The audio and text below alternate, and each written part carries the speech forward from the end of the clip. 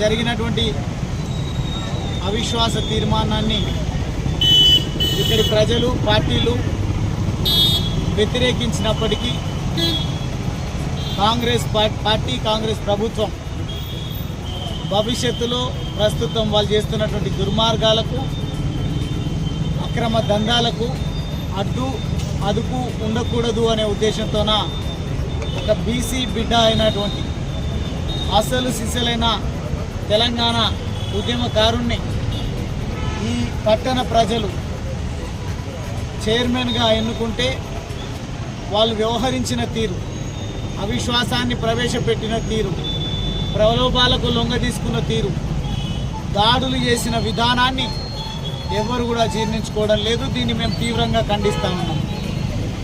డబ్బులకు లొంగ తీసుకొని దాడులకు భయభ్రాంతులకు గురి చేసి వారి వైపు మలుపుకొని నిన్న అవిశ్వాస తీర్మానాన్ని నెగ్గించుకొని ఉండొచ్చు.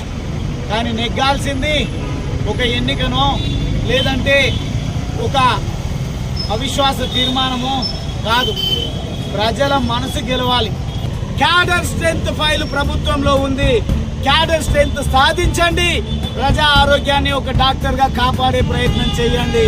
కానీ ఈ పార్టీలను ఫిరాయింపులను ప్రోత్సహించడం వల్ల ఒక బీసీ బిడ్డను దించి ఇంకెవరిని మీరు అందలం ఎక్కిస్తారో మాకైతే తెలియదు.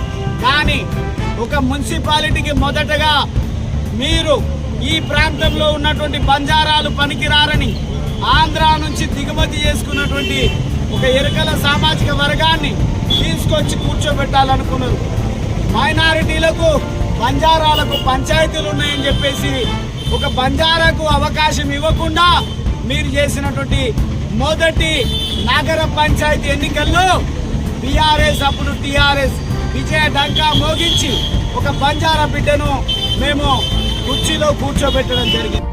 నరసింహ గౌడ్ గారిని ఒక ఉద్యమకారుడు అవకాశం వచ్చింది కూర్చోబెట్టాలని నిర్ణయం తీసుకున్నా కాబట్టి మా మాటలు వినట్లేడు గువ్వల బాలరాజ్, ఎట్లయినా ఓడించాలని ఒక ఆలోచనతోన కాంగ్రెస్ పార్టీతో కొంతమంది జతగట్టినట్టు కారణంగా నేను ఓడిపోవచ్చు. కానీ ఇది శాశ్వత ఓటమి కాదు, ఇది తాత్కాలికం.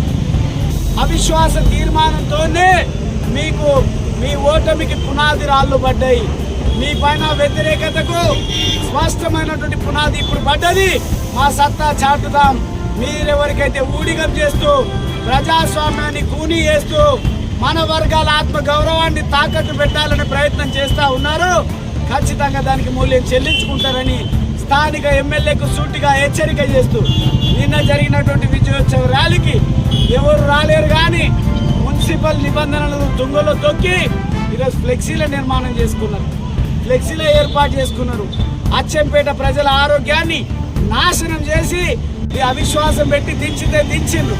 మీకేమాత్రం పేద వర్గాల పైన ప్రేమ ఉన్నా ఒక ఎస్సీనో ఒక మైనారిటీనో ఒక బీసీనో మీరు చైర్మన్గా మళ్ళీ కూర్చోబెట్టి కాంపెన్సేట్ చేయండి. కానీ వీళ్ళు బీసీలను దించి ఉన్నత వర్గాలను డబ్బులు ఉన్న వాళ్ళను అందలం ఎక్కిస్తామంటే మాత్రం మరో పోరాటానికి శ్రీకారం చుడతాం. ఈ సందర్భంగా హెచ్చరిక చేస్తాం.